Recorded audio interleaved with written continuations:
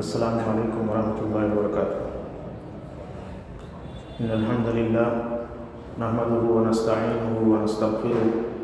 ونعوذ باللہ من شرور انفسنا ومن سیئات اعمالنا، من یهده اللہ فلا مضل له ومن یضلله فلا ہادی له، واشهد ان لا الہ الا اللہ وحدہ لا شریک له، واشهد ان محمدا عبده ورسوله۔ یا ایہا الذین آمنوا اتقوا اللہ حق تقاتہ ولا تموتن الا وانتم مسلمون۔ یا ایہا الناس اتقوا ربکم الذی خلقکم من نفس واحدہ وخلق منها زوجها وبث منهما رجالا كثيرا ونساء واتقوا الله الذي تساءلون به والأرحام إن الله كان عليكم رقيبا۔ یا ایہا الذین آمنوا اتقوا اللہ وقولوا قولا سدیدا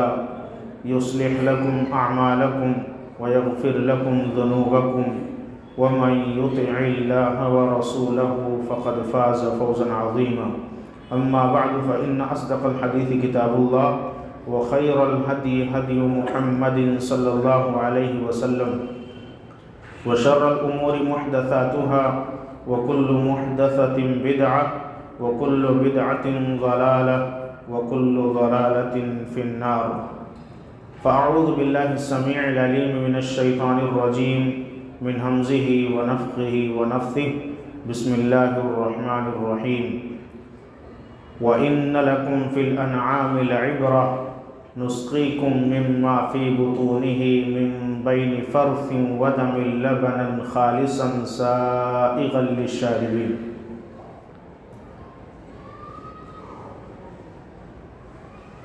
تمام طرح کی پاکیزہ کلمات، ہر طرح کی حمد و ثنا، بڑائی، بزرگی، عظمت و کبریائی رب ذوالجلال کے لیے،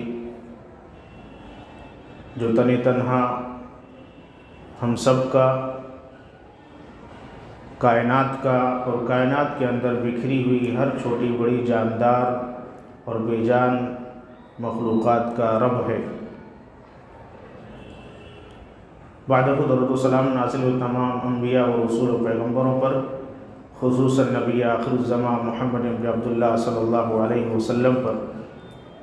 اللہم صلی علی محمد و بارک وسلم۔ حاضرین مجلس، جیسا کہ ابھی آپ نے نماز کی ادائیگی کے بعد اعلان سماعت کیا کہ آج کے درس کا جو موضوع ہے وہ ہے اخلاص اور مخلص لوگوں کی نشانیاں۔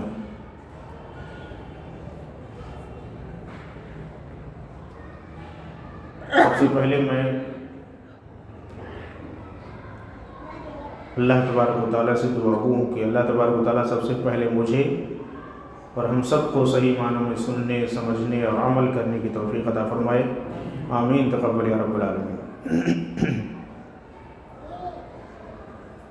حاضرین، یہ جو موضوع ہے اخلاص، یہ ہم سب کے اندر ہمہ وقت ہونا چاہیے، کیونکہ ہمارے ساتھ ایک دشمن ہے جو ہمیشہ لگا ہوا ہے، جسے ہم شیطان کے نام سے جانتے ہیں۔ ہر وقت اس کی خواہش ہوتی ہے، اس کی تمنا ہوتی ہے کہ کیسے وہ ہمیں اللہ تبارک و تعالیٰ کی عبادات سے، اللہ تبارک و تعالیٰ کے احکامات پر عمل کرنے سے، اللہ تبارک و تعالیٰ کی جو کتاب ہے، کتاب ہدایت، اس کتاب کی تلاوت سے، اس کو پڑھنے سے، اس کو سمجھنے سے ہمیں کیسے بھٹکا دے، یہ اس کی اولین ترین کوشش ہوتی ہے۔ لہٰذا یہ جو اخلاص لفظ ہے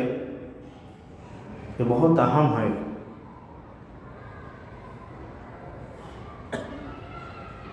اخلاص انسانی زندگی میں جو اہمیت رکھتا ہے اس کو ہم یوں سمجھ سکتے ہیں کہ جیسے ایک انسان ہے، اس کے جسم سے روح نکل جائے اب وہ ایک لاش بن گیا، وہ کچھ نہیں کر سکتا ہے، نہ بول سکتا ہے، نہ چل پھر سکتا ہے، نہ حرکت کر سکتا ہے۔ ساری قوت اس کی چھن گئی اس ایک روح کے نکلنے کی وجہ سے، جس کو ہم میں سے کسی نے دیکھا بھی نہیں ہے۔ ایک چیز کے نکلنے سے اس کی ساری قوت ختم ہو گئی۔ ایسے ہی اللہ تبارک و تعالیٰ نے اپنے نبی جناب محمد عربی صلی اللہ علیہ وسلم کے ذریعے جو اعمال ہمارے لیے بتائے ہیں، جن کو کرنے کا حکم ہے، جنہیں ہم عمل صالح کہتے ہیں، چاہے وہ عمل چھوٹا ہو یا بڑا ہو، اگر اس عمل میں سے اخلاص نکال دیا جائے تو وہ عمل اس مردہ انسان کی طرح سے ہو جاتا ہے، جس سے کچھ بھی فائدہ اٹھایا نہیں جا سکتا، نہ وہ کسی کو کچھ فائدہ پہنچا سکتا ہے اور نہ ہی اس عمل کے ذریعے انسان کو کچھ فائدہ پہنچ سکتا ہے۔ عمل کا درجہ ہمارے زندگی میں بہت اہم ہے۔ اسی مناسبت سے اس موضوع کا میں نے انتخاب کیا کہ ہمارے سامنے کچھ باتیں اخلاص کے تعلق سے اور مخلص لوگوں کی نشانیاں کیا ہیں اس تعلق سے بھی ہمارے سامنے آ جائیں، تاکہ ہم ہمہ وقت اپنے اعمال کے تئیں فکر مند رہیں۔ سب سے پہلے آئیے ہم سمجھ لیتے ہیں کہ اخلاص کا مطلب کیا ہوتا ہے، تاکہ موضوع کو سمجھنے میں ہمارے لیے آسانی ہو۔ یہ لفظ اخلاص کا جب ہم لغوی معنی ڈھونڈتے ہیں ڈکشنری کے اندر تو ہمیں اس کا مطلب ملتا ہے پاک ہونا، صاف ہونا، خالص ہونا۔ اور جب اس کو مزید ہم اسلام کے مفہوم میں سمجھنے کی کوشش کرتے ہیں تو اس کا اصطلاحی مفہوم ہوتا ہے کہ ہم جو بھی عمل کریں وہ عمل ریاکاری سے، دکھلاوے سے، شہرت طلبی سے، اپنے آپ کو لوگوں کی نظروں میں مشہور ہونے سے ہم اپنے عمل کو بچا لے جائیں، اور اس عمل کو ہم خالص اللہ تبارک و تعالیٰ کی مرضی کے لیے کریں کہ رب ہمارا راضی ہو جائے۔ بس کسی اور کی خوشنودی یا کسی اور کو راضی کرنا، کسی اور کو خوش کرنا مقصد ہمارا نہ ہو اپنے اس عمل کے ذریعے۔ مزید اس اخلاص کے مفہوم کو ہم سمجھتے ہیں۔ ابھی خطبہ مسنونہ کے بعد میں نے آپ کے روبرو 14واں پارہ سورہ نحل کی آیت نمبر 66 تلاوت کی ہے۔ باری تعالیٰ کے اس آیت کریمہ کے اندر ارشاد اللہ فرماتے ہیں وَإِنَّ لَكُمْ فِي الْأَنْعَامِ لَعِبْرَةً، اور بے شک لوگوں تمہارے لیے تمہارے چوپایوں میں، چوپائے سے مراد جو چار پیر والے جانور ہوتے ہیں، خصوصاً وہ جانور جو دودھ دیتے ہیں، اونٹنی ہے، گائے ہے، بھینس ہے، بکری ہے، ایسے ہی دمبا کا جو جوڑا ہے، بھیڑی ہے، یہ وہ جانور عام طور پہ اس آیت میں خصوصی طور پہ مراد ہیں۔ اللہ فرماتے ہیں کہ بے شک تمہارے لیے تمہارے چوپایوں میں، جانوروں میں بڑی عبرت اور نصیحت ہے۔ نسقیکم مما فی بطونہ من بین فرث ودم لبنا خالصا سائغا للشاربین، ہم تمہیں، یہ اللہ تبارک و تعالیٰ کریں کہ ہم تمہیں اے لوگوں اس چوپائے کے پیٹ سے صاف و شفاف دودھ نکال کے پلاتے ہیں۔ کہاں سے اللہ نکالتا ہے؟ گوبر، خون اور پیشاب کے درمیان سے ہوتا ہوا وہ صاف و شفاف دودھ نکلتا ہے۔ اس کو ہم سمجھ سکتے ہیں کہ وہ جانور چارہ کھاتا ہے، گھاس پھوس کھاتا ہے یا کچھ اناج کے دانے کھاتا ہے، اسی کے ذریعے یہ بیک وقت چاروں چیزیں تیار ہوتی ہیں۔ خون بھی تیار ہوتا ہے، دودھ بھی تیار ہوتا ہے، گوبر بھی تیار ہوتا ہے اور پیشاب بھی تیار ہوتا ہے۔ اللہ تبارک و تعالیٰ کہتے ہیں کہ ان چار چیزوں کے درمیان سے ہوتا ہوا ہم تمہیں صاف و شفاف دودھ پلاتے ہیں۔ اسی ایک چارے سے یہ چاروں چیزیں بیک وقت تیار ہو رہی ہیں، اور اس صاف و شفاف دودھ میں نہ تو پیشاب کا پیلا پن، نہ پیشاب کی بدبو، نہ اس دودھ میں خون کی سرخی، لالی پن، اور نہ ہی اس دودھ میں گوبر کی بدبو اور اس کی رنگت۔ ایک چارے سے چار چیزیں تیار ہوئیں، اور چار چیزوں کے درمیان سے اللہ تبارک و تعالیٰ صاف و شفاف دودھ نکال کے ہمیں پلاتا ہے۔ اور اخیر میں آیت کے کہتا ہے اللہ تبارک و تعالیٰ سائغا للشاربین، اور یہ دودھ پینے والوں کے لیے بڑا لذیذ ہوتا ہے، طاقتور ہوتا ہے۔ اور آپ جانتے ہیں اسی دودھ کے ذریعے نہ جانے کون کون سی چیزیں، گھی ہے، شہد ہے، وہ دہی ہے، اور نہ جانے کون کون سی چیزیں، مٹھائیاں اس دودھ کے ذریعے تیار کی جاتی ہیں۔ تو اللہ تبارک و تعالیٰ اس آیت کے اندر ہمیں سمجھانا چاہتا ہے کہ جیسے ان 4-5 چیزوں کے درمیان سے ہم صاف و شفاف دودھ نکال کے تمہیں پلاتے ہیں، ایسے ہی لوگوں کے بھیڑ میں رہتے ہوئے تم تنہائی میں رہو یا بھیڑ میں رہو، کوئی بھی عمل کرو تو وہ عمل اسی دودھ کی طرح سے خالص ہونا چاہیے۔ اس میں نہ تو ریاکاری ہو، نہ دکھلاوا ہو، نہ لوگوں کی نظروں میں مشہور ہونا ہو، ان تمام مقاصد سے خالی کر کے صرف اپنے اس عمل کو خالص اللہ کے لیے انجام دو۔ امید کی ہم اخلاص کے مفہوم کو سمجھ گئے ہوں گے۔ آئیے آگے بڑھتے ہیں۔ اس سے متعلق نبی محترم صلی اللہ علیہ وسلم کی ایک حدیث مبارکہ آتی ہے۔ حدیث کے راوی حضرت ابو امامہ باہلی رضی اللہ تعالیٰ عنہ ہے۔ وہ کہتے ہیں نبی صلی اللہ علیہ وسلم کی خدمت میں ایک آدمی حاضر ہوا اور عرض کیا، اللہ کے نبی صلی اللہ علیہ وسلم، آپ ایسے آدمی کے بارے میں کیا کہتے ہیں، آپ کا کیا خیال ہے جو غزوے میں شریک ہونا چاہتا ہے؟ کفار و مشرکین اور مسلمانوں کی جو جنگ ہوتی ہے، اس غزوے میں، اس جنگ میں وہ شریک ہونا چاہتا ہے، لیکن اس کی شرکت میں ایک اور مقصد چھپا ہوا ہے، اور وہ مقصد یہ ہے کہ اس کا ذکر بھی ہو، لوگ اس کو جانے بھی کہ ہاں یہ جنگ کے میدان میں جہاد کے لیے نکلا ہے، لوگ اس بات کو بھی جانیں۔ اللہ کے نبی صلی اللہ علیہ وسلم نے اس سائل کے جواب میں کہا، لا شیء لہ، اس انسان کے لیے کوئی اجر نہیں، کوئی بدلہ نہیں۔ اب دیکھیں کتنا عظیم عمل کرنے کا وہ ارادہ کرتا ہے کہ اللہ کے راستے میں وہ جہاد کے لیے نکلنا چاہتا ہے، لیکن دوسرا مقصد بھی اس کے اس عمل سے جڑا ہوا کیا ہے؟ اس کی خواہش ہے کہ وہ لوگ اس کے عمل کو بھی جانیں، لوگوں کی زبان پہ یہ عمل اس کا ذکر کیا جائے کہ اللہ کے لیے، اللہ کے اسلام کے سربلندی کے لیے جنگ کے میدان میں نکل رہا ہے۔ آپ صلی اللہ علیہ وسلم کہتے ہیں لا شیء لہ، اس کے لیے کوئی اجر اور کوئی بدلہ نہیں۔ اور آپ صلی اللہ علیہ وسلم نے اپنا یہ جملہ 3 مرتبہ دہرایا، لا شیء لہ، لا شیء لہ، لا شیء لہ، کوئی اجر اور کوئی بدلہ اس کے لیے نہیں۔ اس کے بعد آخر میں نبی صلی اللہ علیہ وسلم ان سے کہتے ہیں، ان اللہ لا يقبل من العمل الا ما كان مخلصا، اللہ تبارک و تعالیٰ کسی بھی عمل کو قبول نہیں کرتا الا یہ کہ اس عمل میں اخلاص پایا جاتا ہو،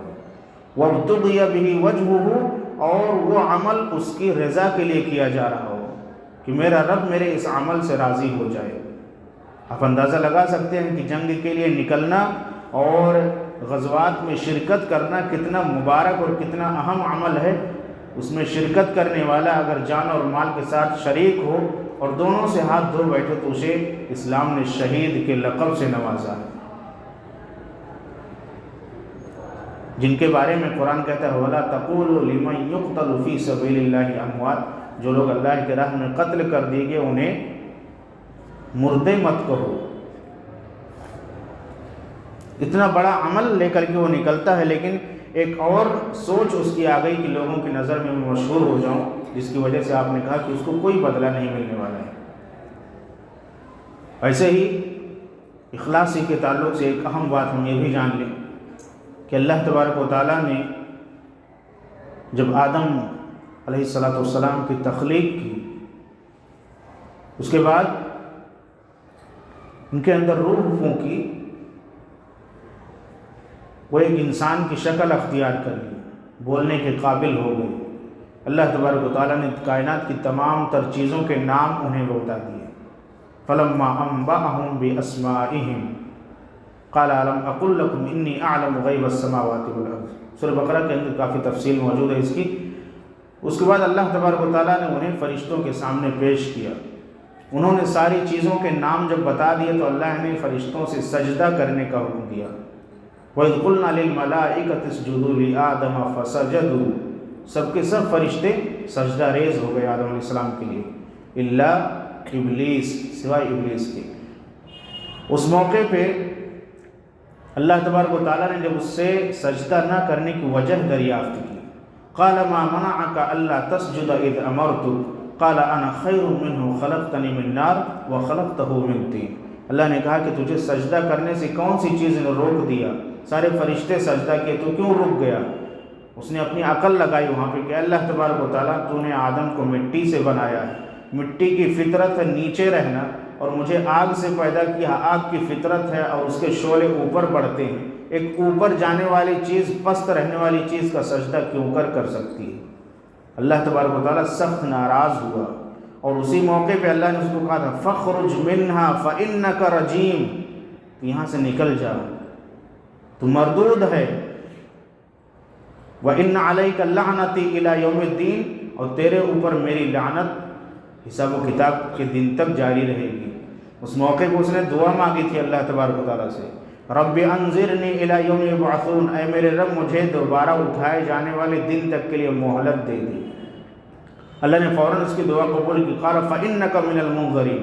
بے شک تو مہلت دیے گئے لوگوں میں سے ہے، تیری دعا میں قبول کرتا ہوں۔ یہیں پہ ایک اور پوائنٹ ہم سمجھ سکتے ہیں کہ آج بہت سارے لوگ شکایتیں کرتے ہیں کہ ہم اللہ تبارک و تعالیٰ سے دعا کرتے ہیں، اللہ ہماری سنتا نہیں ہے، تھک گئے ہیں ہم دعا کرتے کرتے، اللہ سن۔ میرے بھائی، اس شیطان سے بڑا ناشکرہ اور نافرمان کون ہے؟ اس نے لفظ رب کا حوالہ دے کر کے اللہ سے دعا مانگے، اللہ نے فوراً اس کی دعا قبول کی۔ انبیاء کرام کی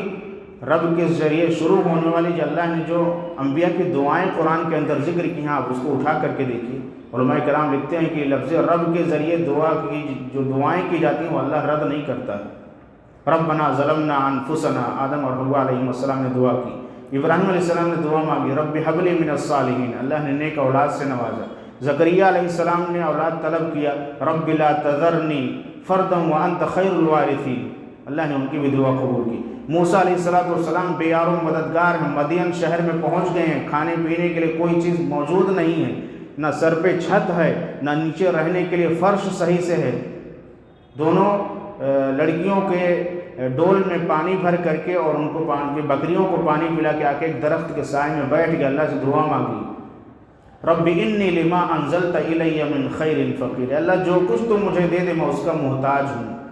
اللہ نے گھر بھی دے دیا، بیوی بھی دے دی، کھانے پینے کا انتظام بھی کر دیا اللہ نے۔ کتنی ایسی لفظ رب کے ذریعے دعائیں قرآن کے اندر اللہ نے ذکر کی ہیں جو انبیاء کرام کی زبانی نکلی ہیں اور اللہ نے ان کو قبول کیا ہے۔ تو ایسے بہت سارے لوگ جو شکایتیں کرتے ہیں کہ اللہ ہماری دعا قبول نہیں کرتا، اللہ نے شیطان کی دعا قبول کی ہے۔ آگے بڑھتے ہیں، جب اللہ تبارک و تعالیٰ سے اس نے مہلت مانگ لی، اس کی دعا قبول ہو گئی، تو اللہ نے کہا، اللہ سے اس نے قسم لیا، قال فبعزتک لاغوینہم اجمعین، کہا اللہ تبارک و تعالیٰ تیری عزت کی قسم میں تیرے تمام بندوں کو گمراہ کروں گا، الا عبادک منہم المخلصین، سوائے تیرے ان بندوں کے جو مخلص ہوں گے، جنہیں تو نے چن لیا ہے، جن کے اندر عملوں میں اخلاص ہوگا، میرا حربہ ان کے اوپر نہیں چلنے والا ہے، میں ان کو کبھی گمراہ نہیں کر پاؤں گا۔ آپ اس سے سمجھ سکتے ہیں کہ اخلاص کتنا اہم عمل ہے، کہ اگر ہمارے عمل میں ہوگا اخلاص تو شیطان جیسا دشمن بھی ہمیں گمراہ نہیں کر سکتا ہے، کبھی بھی ہمیں وہ گمراہی کے راستے پہ نہیں لے جا پائے گا۔ اخلاص کا درجہ اعمال کے اندر اتنا عظیم ہے۔ روایوں آئیے آگے بڑھتے ہیں۔ ہم جانتے ہیں کہ اللہ تبارک و تعالیٰ نے دنیا کا جو نظام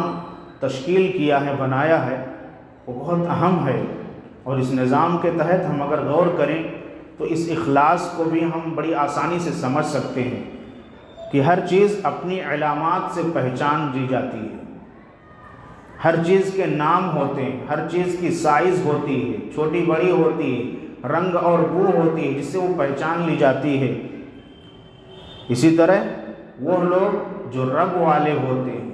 جن کے اندر اخلاص ہوتا ہے، ان کی بھی بہت ساری علامتیں ہیں، اپنی ان علامتوں کے ذریعے، اپنی ان نشانیوں کے ذریعے وہ پہچان لیے جاتے ہیں کہ یہ رب کے سچے بندے ہیں، یہ مومنین بندے ہیں، یہ مخلصین بندے ہیں، یہ اپنے اعمال میں اخلاص کو برتنے والے بندے ہیں۔ ان علامتوں کے ذریعے ان بندوں کی بھی پہچان ہو جاتی ہے، اور ایسے رب کے بندوں کی جو سب سے اہم پہچان ہوتی ہے، وہ اپنے ہر عمل میں رضائے الہی کو ڈھونڈتے ہیں کہ ہمارا رب ہمارے اس عمل سے ناراض ہو جائے، دنیا ناراض ہو چلے گا، ہمارا رب راضی ہونا چاہیے۔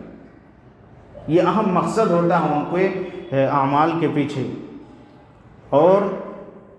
بڑی آسانی سے ان کی پہچان ہو جاتی ہے۔ ایسے لوگ جو ہوتے ہیں جو اپنے اعمال میں اخلاص برتتے ہیں اور مخلص ہوتے ہیں، ایسے لوگوں کی ایک بڑی اہم عادت ہوتی ہے، وہ کام کی نوعیت کو نہیں دیکھتے ہیں کہ کام چھوٹا ہے یا بڑا ہے، دنیا اس کو کرنے سے ہمیں کتنا حقیر سمجھنے لگے گی، کتنا کمتر جاننے لگے گی، یہ ذہن میں ان کے نہیں آتا، بلکہ وہ عمل اگر ایسا ہے کہ جس کو کرنے سے رب راضی ہوگا تو دنیا کی فکر نہیں کرتے، اس عمل کے چھوٹے ہونے کی فکر نہیں کرتے، اس عمل کو کر گزرتے ہیں، وہ اس میں رب کی خوشنودی ان کی مقصود ہوتی ہے، بھلے ہی وہ عمل کتنا کمتر ہو، معاشرے کے افراد اس کو کتنا حقیر جانتے ہوں، لیکن اس کو وہ بندہ کر گزرتا ہے اور بھلا جھجک بغیر شرمائے بھی اس عمل کو انجام دیتا ہے۔ ایسے لوگ جو ہوتے ہیں جو چھوٹے چھوٹے کاموں کو، جو نیک کام ہوتے ہیں اس کو کر گزرتے ہیں، ایسے لوگ مخدوم کی نظر میں کم اور خادم کی نظر میں زیادہ نظر آتے ہیں۔ وہ لوگوں سے اپنی خدمت نہیں لیتے ہیں، وہ لوگوں کی خدمت کرنے والے بن جاتے ہیں، لوگوں کی فکر کرنے والے، لوگوں کے دکھ درد میں شامل ہونے والے بن جاتے ہیں۔ وہ مخدوم کم اور خادم کے روپ میں زیادہ نظر آتے ہیں۔ ایسے ہی ان کی پہچان کے لیے ایک اہم علامت یہ بھی ہے کہ بڑے سے بڑا عمل کر کے بھی وہ اللہ تبارک و تعالیٰ سے خائف رہتے ہیں، ڈرتے رہتے ہیں کہ ہمارا یہ عمل کہیں رد نہ کر دیا جائے۔ آپ دیکھیں انبیاء کرام کہ کتنے عظیم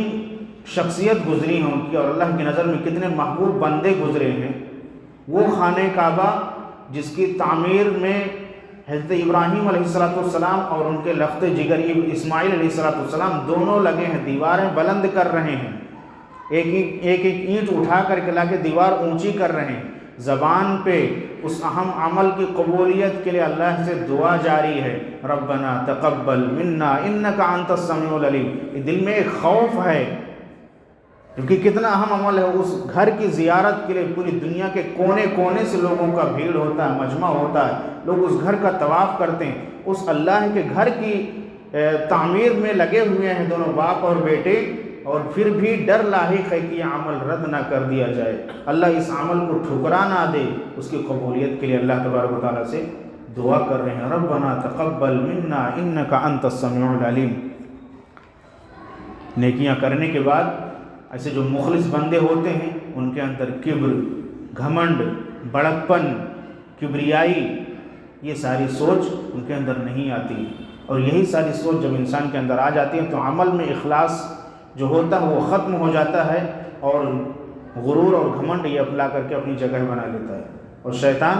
اس کو ہر طرح سے گمراہ کر کے چھوڑتا ہے۔ ان کی علامات میں سے ایک علامت یہ بھی ہے کہ ان کا باطن جو ہوتا ہے، دل جو ہے ان کے ظاہر سے بالکل حد درجہ صاف و شفاف ہوتا ہے۔ وہ اس طرح سے کہ جب وہ اہل دنیا سے ہٹ کر عرش اور فرش کے مالک اللہ تبارک و تعالیٰ کے سامنے تنہائی میں ہوتے ہیں تو ان کی عبادات کا جو انداز ہوتا ہے اس کو دیکھ کر فرشتے بھی رشک کرتے ہیں، فرشتے بھی اس پہ رشک کرتے ہیں۔ یہ صفات ہیں اللہ تبارک و تعالیٰ کے مخلص بندوں کی۔ آئیے دیکھتے ہیں کہ جو اخلاص والے ہوتے ہیں ان کی جو اہم اور چنندہ نشانیاں ہیں جو ہمارے اندر بھی ہونی چاہیے اور اس کی فکر کرنی چاہیے، ان علامتوں کو آئیے ہم سمجھتے ہیں۔ جو مخلصین بندے اللہ تبارک و تعالیٰ کے ہوتے ہیں ان کی پہلی نشانی یہ ہوتی ہے کہ جس آدمی نے دین کو اخلاص کے ساتھ قبول کیا ہے، دین اسلام کو اخلاص کے ساتھ جس بندے نے قبول کیا ہے، اس کے اندر صرف رب کی رضا چھپی ہوتی ہے، اور اس رب کی رضا کے سلسلے میں وہ سب سے زیادہ اللہ تبارک و تعالیٰ سے محبت کرنے والا ہوتا ہے، اور اس کے رسول جناب محمد عربی صلی اللہ علیہ وسلم سے اور ان کی سنت سے، ان کی احادیث سے محبت کرنے والا ہوتا ہے۔ اور ایسے صورت میں چھوٹے چھوٹے کام جو ہوتے ہیں جو نیکیوں پر مبنی ہوتے ہیں، اللہ کی محبت کو لیتے ہوئے اپنے دل میں رکھتے ہوئے وہ اس کو کر گزرتے ہیں اور اس میں عار اور شرم محسوس نہیں کرتے ہیں۔ ایسے شخص اور ایسے لوگ کام کی نوعیت کو، چھوٹے بڑے ہونے کو، یا لوگوں کی نظروں میں اس کام کے حقیر پن جاننے کو سوچ کر کے وہ اس عمل کو چھوڑتے نہیں ہیں بلکہ اس کو کر گزرتے ہیں۔ اور یہی وجہ ہے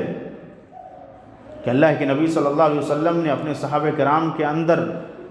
اسی سوچ کو پیدا کیا تھا، اور اسی سوچ کی فکر صحابہ کرام کے اندر ہمیشہ ہوا کرتی تھی، اور آپ صلی اللہ علیہ وسلم نے بھی اپنے صحابہ کے ساتھ مل کر کے اسی جذبہ اخلاص کو لے کر کے آپ نے اپنے صحابہ کے ساتھ مزدوریاں بھی کی ہیں، محنت بھی کی ہے۔ یہ اخلاص تھا، تبھی آپ صلی اللہ علیہ وسلم نے اپنے صحابہ کے ساتھ مل کر ہی ایسے ایسے کاموں کو، جن کو دنیا حقیر سمجھتی ہے اور افسوس کرتی ہے کہ یہ کیسا نبی ہے،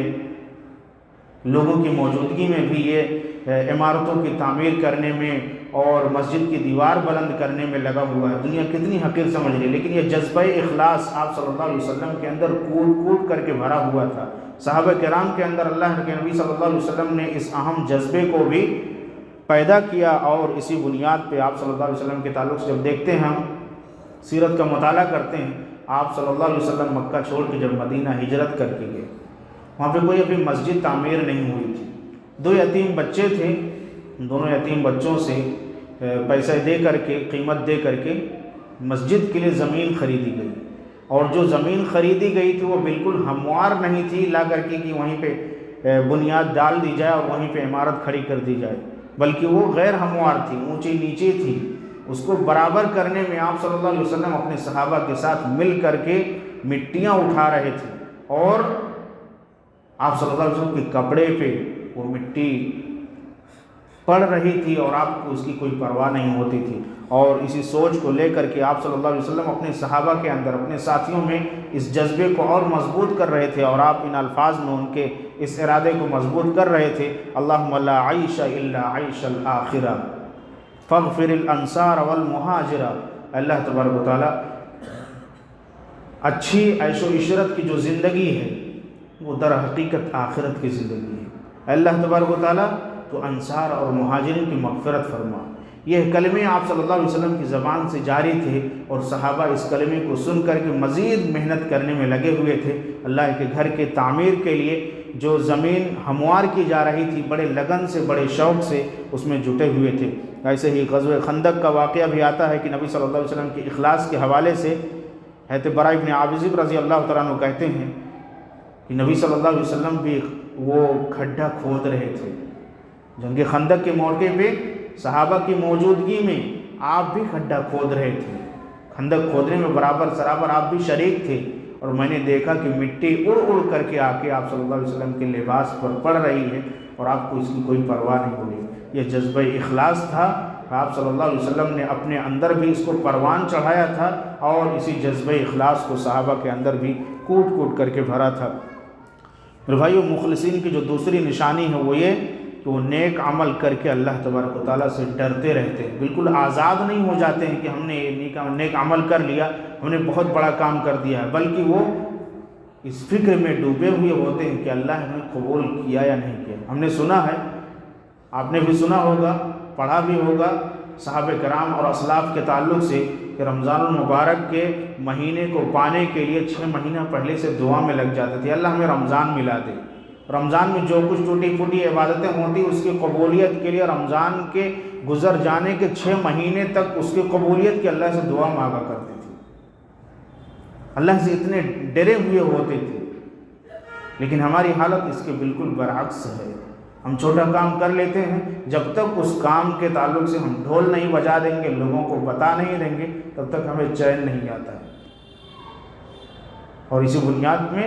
ہمارے اس عمل سے اخلاص کا خاتمہ ہو جاتا ہے، ہم مخلص بندوں میں شمار نہیں ہو پاتے۔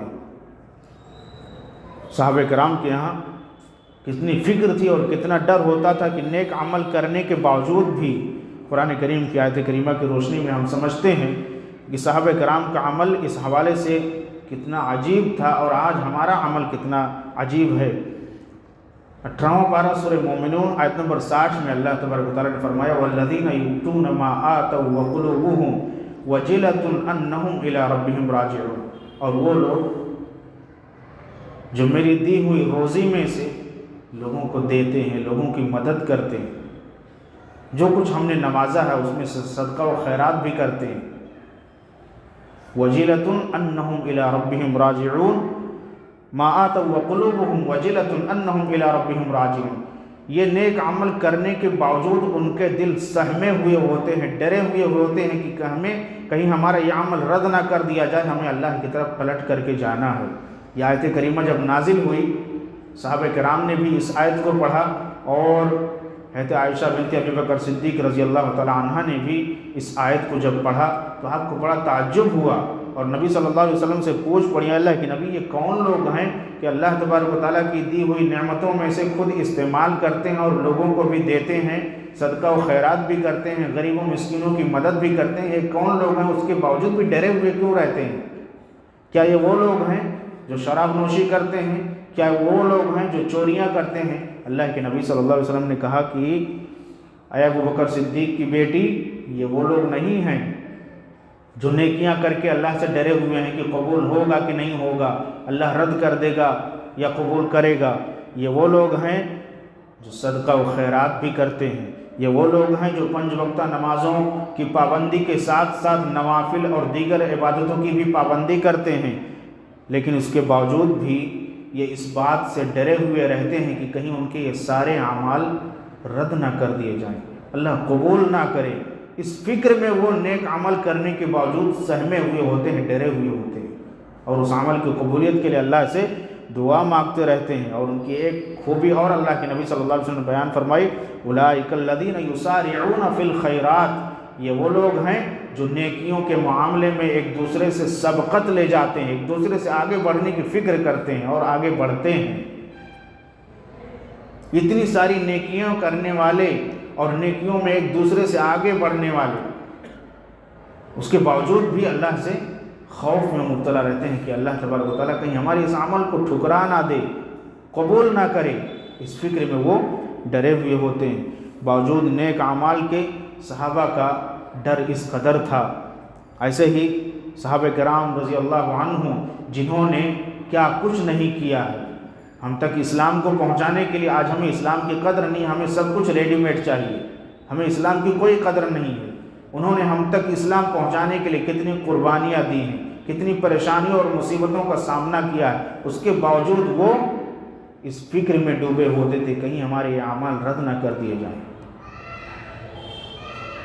ایک ان کی سوچ ہے اور ایک ہماری سوچ ہے کہ ہم چھوٹا عمل کر لیتے ہیں، اخلاص اس عمل کے اندر ہے کہ نہیں ہے ہمیں اس کی پرواہ نہیں ہوتی، اور لوگوں میں ہم اس کو عام کر دیتے ہیں، مشہور کر دیتے ہیں۔ اسی خوف اور اسی اخلاص کے تعلق سے ایک مختصر سا واقعہ میں آپ کے سامنے رکھنا چاہوں گا۔ ریاض شہر میں عربی ایک نیوز پیپر جاری ہوتا ہے، اس میں ریاض شہر کے ہی ایک ایسے امیر ترین شخصیت کا واقعہ نقل ہوا تھا، ابھی تقریباً 7-8 سال پہلے۔ اسی اخلاصی کے تعلق سے بات آئی تو میں بتا رہا ہوں کہ وہ بندہ اپنے اعمال کے تئیں اتنا مخلص تھا کہ 40 غریب گھرانوں میں ہر مہینے باقاعدہ فجر کی نماز سے پہلے راشن پہنچایا کرتا تھا، اور 40 گھروں کو معلوم نہیں تھا کہ یہ راشن کون انسان دے رہا ہے، کس کے یہاں سے آ رہا ہے، کسی کو کوئی خبر نہیں تھی۔ ایک مہینہ کمپلیٹ ہوتا، فجر کی اذان اور نماز سے پہلے اس گھر کے دروازے پر راشن موجود رہتا، صبح ہوتی لوگ اپنے اس راشن کو لے لیتے اور پورا مہینہ آرام سے کھاتے، کوئی فکر نہیں ہوتی تھی۔ کب اس انسان کا پتہ چلا ہے؟ جب اس انسان کی وفات ہو گئی ہے، اگلے مہینے جب راشن دروازے پہ نہیں پہنچا تب لوگوں کو پتہ چلا کہ وہ فلاں بندہ تھا جو ہر گھر پہ راشن پہنچایا کرتا تھا، آج اس کا انتقال ہو گیا، راشن کا آنا بند ہو گیا۔ ایسے ایسے مخلص بندے اللہ تبارک و تعالیٰ کی اس روئے زمین پہ جو اپنے اعمال کو چھپا کر کے کرتے ہیں۔ ہم بھی ایسے کچھ اعمال کر کے جائیں جو ہم جانے، ہمارا رب جانے، تیسرا کوئی نہ جانے۔ یہ عمل میں اخلاص ہونا چاہیے۔ تو ایسے اللہ تبارک و تعالیٰ کے بے شمار بندے ہیں جو اس روئے زمین پہ پائے جاتے ہیں۔ میرے بھائیو، مخلصین کی تیسری اہم نشانی یہ ہے کہ ان کا جو باطن ہے، جو ان کا دل ہے، ظاہری طور کے اعتبار سے بالکل ظاہر سے بالکل باطن پاک و صاف ہوتا ہے، صاف و شفاف ہوتا ہے ان کا۔ لوگوں کے سامنے عام نمازیں تو وہ ادا کرتے ہی ہیں، فرائض کی پابندی کرتے ہی ہیں، لیکن جب نوافل کی ادائیگی کی باری آتی ہے وہ تنہائی میں ہو کر کے نماز کا اہتمام کرنے کے ساتھ ساتھ زار و قطار اللہ تبارک و تعالیٰ کے سامنے روتے ہیں، اپنے گناہوں کی بخشش مانگتے ہیں، اللہ تبارک و تعالیٰ ہمیں درگزر فرما، معاف فرما۔ اور نبی صلی اللہ علیہ وسلم کی زبانی وہ لوگ اس فضیلت میں انشاءاللہ ضرور شامل ہوں گے جس میں آپ صلی اللہ علیہ وسلم نے بیان فرمایا کہ 7 قسم کے لوگ ایسے ہوں گے کل قیامت کے دن کہ جس دن اللہ کے عرش کے علاوہ کوئی سایہ نہ ہوگا، سورج سوا نیزے کے قریب ہوگا۔ اس پریشانی کے مرحلے میں اور اس مصیبت کے وقت میں اللہ تبارک و تعالیٰ 7 خوش قسمت لوگوں کو اپنے عرش کا سایہ نصیب کرے گا۔ ان 7 خوش قسمت لوگوں میں سے ایک وہ انسان بھی ہے، وَرَجُلٌ ذَكَرَ اللَّهُ خَالِيًا فَفَاضَتْ عَيْنَاهُ، ایک وہ آدمی جس نے تنہائی میں اللہ کو یاد کیا، رویا، گڑ گڑایا اور اس کی آنکھوں سے آنسو جاری ہو گئے۔ اللہ تبارک و تعالیٰ اس بندے کو بھی کل قیامت کے دن اپنے عرش کے نیچے جگہ دے گا، سایہ عطا فرمائے گا۔ تو ایسے جو لوگ ہوتے ہیں جو مخلص ہوتے ہیں وہ اپنے عمل میں اخلاص کو لے کر کے ظاہری طور پہ تو کچھ اور نظر آتے ہیں، لیکن اندر کا جو ان کا اچھا ہے وہ بہت اچھا ہے، بہت عمدہ ہے اور ظاہر سے بالکل پاک و صاف ہے۔ میرے بھائیو، ایسے ہی اخلاص کے تعلق سے بات چل رہی ہے تو ہم یہ بھی سمجھ لیں کہ لوگوں کی شرم سے عمل ہم نہ کریں، لوگوں کے شرم اور لوگوں کے کہنے سے کہ لوگ کیا کہیں گے، ایک ایسا جملہ ہے نا کہ لوگ کیا کہیں گے، یہ جملہ انسان کو نہ جانے کیا کیا کروانے پہ مجبور کر رہا ہے۔ شادی بیاہ میں ہم دیکھ لیں، ارے خاندان والے کیا کہیں گے، کیا کیا کھلا کر کے شادی کر لیا، دعوت نہیں دیا، بلایا نہیں، فلاں کیا کہے گا، ارے اللہ رسول کیا کہیں گے، کوئی پرواہ نہیں ہے ہمیں، دنیا کی پڑی ہے ہمیں، کیا کرنے والے ہیں دنیا، کام ایک ہوتا ہے، باتیں 1000 ہوتی ہیں، ایک بات ہوتی ہے، بولنے والے 1000 منہ ہوتے ہیں، کس کو ہم روکیں گے؟ اللہ اور اس کے رسول ہماری گرفت نہ کریں، اس کی فکر ہم کر لیں، ہمارے لیے کافی ہے۔ دنیا ہماری کچھ نہیں کرنے والی ہے۔ آج ہم لوگوں کے بھیڑ میں رہتے ہیں، انتقال ہو جائے، آنکھ بند ہو جائے، 2-4 دن تک سوگ منائیں گے، یاد کریں گے، ارے بہت اچھا آدمی تھا، 1 مہینہ گزرے گا، کہاں کون تھا، کسی کو کوئی پرواہ نہیں ہے۔ یہ دنیا اپنے میں مست رہتی ہے، تو دنیا کی ہم فکر نہ کریں کہ لوگ کیا کہیں گے، اللہ رسول کیا کہیں گے، اس کی پرواہ کریں۔ یہ جملہ انسان کو بہت کچھ ناجائز کاموں کو کروا ڈال رہا ہے۔ تو لوگوں کی شرم سے عمل نہ کیا جائے، لوگ کیا کہیں گے، چلو نماز پڑھنے جا رہا ہوں، ٹائم ہو گیا ہے، کوئی دیکھ رہا ہے، دل نہیں کر رہا ہے جانے کا، پھر بھی لاؤ چلے جاؤ، نہیں سامنے والا دیکھ رہا بھی کہے گا دیکھو نماز چھوڑ دیا۔ امی ابو دیکھ رہے ہیں تو نماز پڑھ رہے ہیں، امی ابو کی نظروں سے اوجھل ہوئے تو نماز چھوڑ دی۔ لوگوں کی شرم سے اور لوگوں کے کچھ کڑک جملے اور تلخ جملے سے بچنے کے لیے عمل نہ کیا جائے۔ مجلس میں لوگوں کے ساتھ مل کر کے نماز ادا کر لیا، لیکن جب انسان تنہائی میں گیا یا سفر میں گیا یا کوئی نہیں دیکھ رہا ہے، اس وقت عبادت کی، نماز کی، نیک اعمال کی کوئی فکر نہیں ہوتی ہے۔ میرے بھائیو، اخلاص جو ہے یہ بہت قیمتی دولت ہے۔ اس دولت کو روپے اور مال و دولت سے نہیں خریدا جا سکتا ہے، یہ بہت قیمتی دولت ہے، اور اس دولت کے حصول کے لیے شیطان جیسے دشمن سے لڑنے کی ضرورت ہے۔ اپنے اندر اخلاص لانے کے لیے، اپنے عملوں میں اخلاص لانے کے لیے، اور مخلصین بندوں میں اپنے آپ کو شمار کرنے کے لیے، اور اللہ کا نیک بندہ بنانے کے لیے شیطان سے اور اپنے نفس سے حد درجہ لڑائی کرنے کی ضرورت ہے۔ اسی صورت میں ہمارے عمل میں اخلاص پیدا ہوگا۔ ایسے ہی جو مخلص بندے ہوتے ہیں اللہ تبارک و تعالیٰ کے، وہ کبھی اپنے آپ کی تعریف نہیں کرتے کہ میں یہ نیک کام کر دیا، میں نمازوں کا پابند ہوں، یا میں صدقہ و خیرات ادا کرتا ہوں، میں بہت سارے غریب لوگوں کی مدد کرتے رہتا ہوں۔ جو نیک لوگ ہوتے ہیں، جو مخلص بندے ہوتے ہیں اللہ کے، وہ اپنے آپ کی تعریف نہیں کرتے ہیں۔ اللہ تبارک و تعالیٰ نے خود اس کی تردید کی، فَلَا تُزَكُّوا أَنفُسَكُمْ هُوَ أَعْلَمُ بِمَنِ اتَّقَى، لوگوں اپنے آپ کا تزکیہ مت کرو کہ نیک عمل ہم نے کیا تو بہت بڑا کام کر دیا۔ وہ اللہ تبارک و تعالیٰ ہے جو بہت زیادہ جانتا ہے اور بہت بہتر جانتا ہے تمہارے دل کے اندر کیا ہے، تم نے کیا کیا ہے اور کون سا عمل کیا ہے، اس عمل میں کتنا اخلاص ہے، اللہ تبارک و تعالیٰ خوب جانتا ہے۔ تم اس کو اپنی زبان پہ مت لا کر کے اپنے عمل کو برباد مت کرو۔ تو ایسے لوگ جو ہوتے ہیں وہ اپنے عمل کی تعریف خود نہیں کرتے ہیں، اور نہ انہیں کروانا پڑتا ہے۔ تو اللہ کی نظر میں محبوب جب بن جاتے ہیں تو اللہ تبارک و تعالیٰ انہیں محبوب بنانے کے ساتھ ساتھ فرشتوں کی نظر میں بھی اپنے اس بندے کو محبوب بنا دیتا ہے۔ جبریل امین کے ذریعے اعلان کرواتا ہے کہ آسمانوں میں اعلان کر دو کہ اللہ تبارک و تعالیٰ فلاں بندے سے بے انتہا محبت کر رہا ہے۔ تو جبریل علیہ السلام آسمانوں میں اعلان کرتے ہیں، وہ ملائکہ، وہ نورانی مخلوق اس بندے سے محبت کرنے لگتے ہیں، اور دنیا کے اندر بھی اعلان کا حکم ہوتا ہے، پوری انسانیت اس بندے سے اللہ تبارک و تعالیٰ کے محبت کرنے کی وجہ سے اس بندے سے محبت کرنے شروع کر دیتی ہے، اور سب لوگوں کی نظروں میں اس کی پذیرائی اور تعریف لکھ دی جاتی ہے۔ تو جو نیک بندے ہیں، مخلص بندے ہیں، وہ اپنے آپ کی تعریف اپنے آپ نہیں کرتے ہیں۔ اور ایسے ہی میرے بھائیوں، اخلاص کی بات جب چل رہی ہے تو یہ بھی اہم بات ہم جان لیں کہ ہم جو بھی نیک عمل کریں اس کے تعلق سے ہم یہ سوچتے رہیں کہ اس عمل کا بدلہ دنیا نہیں دینے والی ہے۔ تو جب یہ ذہن میں بات آ جائے گی کہ ہمارے اس عمل کا بدلہ جب دنیا نہیں دینے والی ہے تو دنیا کو ہم کیوں بتائیں، اس کو راز میں رکھیں۔ راز کی بات ہے تو اس کو راز میں ہی رکھا جائے، اس کو چھپا کر کے رکھا جائے۔ عمل کیا جاتا ہے، نمازیں پڑھی جاتی ہیں اللہ کے لیے، تو لوگوں کو بتا کر کے تعریف لوٹنا کیا مقصد ہے؟ بدلہ تو وہ دینے والا ہے، نہ کہ دنیا بدلہ دینے والی ہے۔ تو عمل بھی کیا جائے تو اللہ کی رضا کے لیے کیا جائے، بدلے کی امید ہو تو صرف اللہ تبارک و تعالیٰ کی سے جڑی ہوئی ہو۔ ایسے ہی اعمال جو بھی انجام دیے جائیں شاباشی کے لیے نہ دیے جائیں، لوگ آ کر کے پیٹھ تھپتھپائیں کہ ہاں تم نے بہت اچھا کام کیا، یہ بھی اخلاص کے منافی ہے۔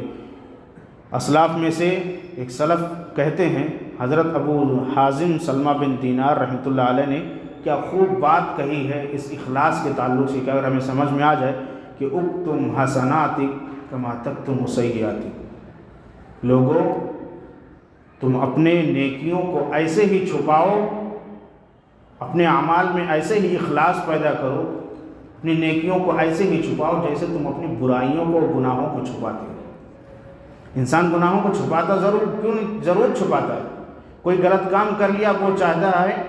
کہ دنیا اس کو جان نہ جائے، کسی کو کان و کان خبر نہ ہو جائے۔ یہی در حقیقت گناہ کی تعریف ہے۔ نبی صلی اللہ علیہ وسلم سے ایک موقع پہ نیکی اور گناہ کے تعلق سے پوچھا کہ اللہ کے نبی نیکی کیا ہے، گناہ کیا ہے؟ آپ صلی اللہ علیہ وسلم نے کہا کہ البر حسن الخلق والاثم ما حاک فی صدرک وکرہت ان یطلع علیہ الناس۔ نیکی تمام تر اچھی عادتوں کا نام ہے۔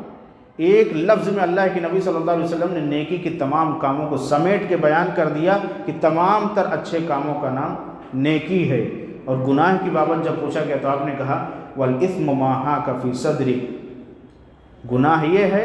کہ اگر جاننا چاہتے ہو کہ گناہ کا عمل میں نے کیا ہے کہ نہیں کیا ہے تو آپ اندازہ لگا لو ایسے ہی کہ آپ کے دل میں ایک چبھن پیدا ہوگی۔ عمل جو آپ کیے ہوں گے، اس عمل کے کرنے کے بعد آپ کے دل میں اطمینان نہیں ہوگا، آپ بے چین رہو گے، اور دوسری سوچ یہ ہوگی کہ کہیں لوگ جان نہ جائیں۔ لیکن اس کے مقابلے میں جو نیکی ہوتی ہے وہ کرنے کے بعد انسان کو دلی سکون حاصل ہوتا ہے۔ 1 روپے 2 روپے دے کر کے اگر ایک پریشان حال کی ہم مدد کر دیتے ہیں، اس کے دل سے ہمارے لیے دعا نکلے گی، اور وہ دعا ہمارے لیے سکون کا باعث بنے گی، ہمارے اس بے چین دل کو سکون حاصل ہوگا۔ تو نیکی کے بعد دلوں کو اطمینان ملتا ہے، گناہ کے بعد دل بے چین اور بے قرار ہو جاتا ہے۔ تو انہوں نے بڑی اہم بات کہی ہے کہ جیسے آپ اپنی نیکیوں کو چھپاتے ہو، اپنے گناہوں کو چھپاتے ہو، ایسے ہی آپ اپنی نیکیوں کو بھی چھپاؤ۔ لوگوں کو بیان مت کر، اس کو بیان کر کے اپنے آپ کو مشہور ہونا مت چاہو۔ ایک آخری بات میں بیان کر کے آپ کے سامنے اپنی بات کو ختم کر رہا ہوں۔ آپ نے ایک کتاب پڑھی ہوگی حصن المسلم، علامہ سعید بن وہب القحطانی رحمۃ اللہ علیہ، جو ابھی تقریباً 3-4 سال پہلے ان کی وفات ہوئی ہے۔ آپ جانتے ہیں یہ کتاب اتنی مقبول ہوئی ہے اللہ کے فضل و کرم سے کہ اس زبان کے ترجمے بے شمار زبانوں میں پائے جا رہے ہیں، اور اس کی مقبولیت کے تعلق سے اس کتاب کے مصنف مؤلف علامہ سعید بن وہب القحطانی رحمۃ اللہ علیہ سے ایک آدمی نے سوال کیا تھا کہ آپ کی یہ کتاب دعا کی اتنی مقبول کیوں ہوئی ہے، کہ گھر تو چھوڑیے، چھپر جیسے گھروں میں بھی یہ کتاب پائی جاتی ہے، ہر چھوٹا بڑا اس کو پڑھنے کی کوشش کرتا ہے، دعائیں یاد کرتا ہے، اپنے اذکار میں اس کو شامل کرتا ہے۔ وہ کہتے ہیں ھذا سر بینی و بین ربی، میں اس بات کو بتا نہیں سکتا ہوں کہ یہ مقبول کیوں ہوئی ہے، یہ میرے اور میرے رب کے درمیان ایک راز کی بات ہے۔ بتا نہیں سکتا ہوں۔ ایسے ہی انسان جب کوئی عمل انجام دیتا ہے جو نیکیوں پر مبنی ہوتا ہے، اس میں جب اخلاص چھپا ہوا ہوتا ہے اور مخلص ہونا مقصد ہوتا ہے، اس کے اندر ایسی ہی سوچ ہوتی ہے، جیسے اس کتاب کے مصنف کہتے ہیں کہ میرے رب کے درمیان ہوگا کوئی اہم سوچ رہی ہوگی یا اہم راز ہوگا جس کو انہوں نے بیان کرنا مناسب نہیں سمجھا، تو اس کو بیان نہ کیا جائے۔ ایسے ہی اس مختصر سے واقعے سے ہمیں یہ بات بھی سمجھ میں آتی ہے کہ اپنے عمل کو ہم چھپانے کی کوشش کریں اور لوگوں میں عام کر کے اپنے اعمال سے اخلاص ختم نہ کریں، اور اللہ تبارک و تعالیٰ سے ہم دعا بھی کریں کہ اللہ ہمیں مخلص بنائے، اپنے تمام تر چھوٹے بڑے کاموں میں ہمیں اخلاص پیدا کرنے کی توفیق عطا فرمائے۔ یہ اللہ تبارک و تعالیٰ سے ہم دعا کرتے رہیں، کیونکہ ہم جانتے ہیں انسان کا جو دل ہے وہ رحمان کی دو انگلیوں کے درمیان ہے۔ اسی لیے اللہ کے نبی صلی اللہ علیہ وسلم نے دعا سکھلائی ہے، اللہم یا مقلب القلوب ثبت قلبی علی دینک، یا ثبت قلبی علی طاعتک، اے دلوں کے پھیرنے والے، اے اللہ تبارک و تعالیٰ اے دلوں کے پھیرنے والے، میرے دل کو تو اپنے دین پر، اپنی اطاعت پر ثابت قدم رکھنا۔ اس دعا کے اندر بھی اخلاص کی دعا شامل ہے، اس دعا کا بھی ہم اہتمام کریں۔ وقت زیادہ ہو رہا ہے، آخر میں اس دعا کے ساتھ اپنی بات کو ختم کرنا چاہوں گا کہ اللہ تبارک و تعالیٰ ہمیں اپنے ہر عمل میں اخلاص برتنے کی توفیق عطا فرمائے۔ اللہ تبارک و تعالیٰ ہمیں ریاکاری، شہرت طلبی، ناموری اور لوگوں کی نظروں میں مشہور ہونے جیسی سوچ ہے، اللہ ہمیں ان تمام تر سوچ سے اور فکر سے آزاد ہو جانے کی توفیق عطا فرمائے۔ میرے بھائیوں، یہ اخلاص اتنا اہم عمل ہے کہ اسی اخلاص ہی کے ذریعے عمل اللہ قبول کرتا ہے ورنہ رد کر دیا جاتا ہے۔ بڑا سے بڑا عمل انسان کیوں نہ کر لے، لیکن اگر اخلاص کے ساتھ نہیں ہوا ہے تو وہ عمل اس کا رد کر دیا جائے گا۔ آپ نے دیکھا ہوگا بنی اسرائیل کیا، وہ آدمی جو کہ مطلب بہت زیادہ پیاسا تھا، جا کر کے صحرا میں دیکھتا ہے ایک کنواں ہے، اس میں اترتا ہے اور اپنی پیاس بجھاتا ہے۔ کنویں سے باہر نکلتا ہے، دیکھتا ہے کہ ایک جانور، ایک کتا ہے جو زبان نکالے ہوئے ہانپ رہا ہے، اور محسوس کر لیتا ہے کہ اس کو بھی ویسے ہی پیاس لگی ہے جیسے مجھے پیاس پریشان کی تھی۔ کنویں کے اندر دوبارہ اترتا ہے، چمڑے کا موزہ پہنے ہوا تھا، اس میں پانی بھرتا ہے اور لا کر کے اس کو پلاتا ہے۔ اللہ تبارک و تعالیٰ کی اس کی یہ ادا اور اس کا یہ عمل اتنا پسند آتا ہے کہ اس نے اخلاص سے کیا تھا کہ اللہ تبارک و تعالیٰ اس کی مغفرت کر دیتا ہے۔ اور وہی جانور ہے جس کو ہم اپنے قریب نہیں آنے دیتے، جس کو ہم دور بھگاتے ہیں، پتھر پھینک کر کے، ڈنڈا پھینک کر کے مارتے بھگاتے ہیں، اسی جانور کو اخلاص کے ساتھ پانی پلانے پہ اللہ اس بندے کی مغفرت کر رہا ہے۔ تو عمل میں جب اخلاص ہوتا ہے،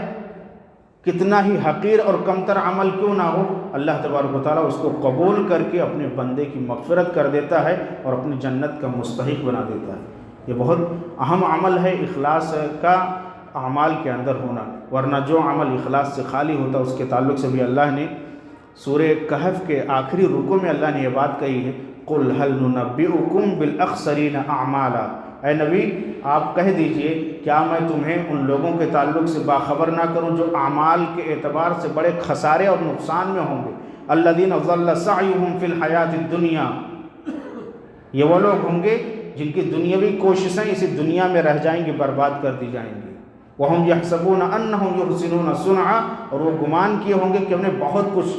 کیا ہے اور بہت نیک اعمال لے کر کے اللہ کے حضور حاضر ہوئے۔ ایسے لوگوں کے اعمال جو اخلاص سے خالی ہوں گے، ان کے تعلق سے اللہ نے 19واں پارہ سورہ فرقان میں کہا وَقَدِمْنَا إِلَى مَا عَمِلُوا مِنْ عَمَلٍ فَجَعَلْنَاهُ هَبَاءً مَنْثُورًا، ایسے لوگ جن کے عمل میں اخلاص نہیں ہوگا، قیامت کے دن ہم ان کی طرف آگے بڑھیں گے اور ان کے اعمال کو ہم ان ذرات کی طرح کر دیں گے کہ جس کو سمجھنے کے لیے ہم جانیں صبح میں جب ہم اپنی کھڑکیاں کھولتے ہیں، سورج کی کرنیں جب وہاں سے آتی ہیں تو باریک باریک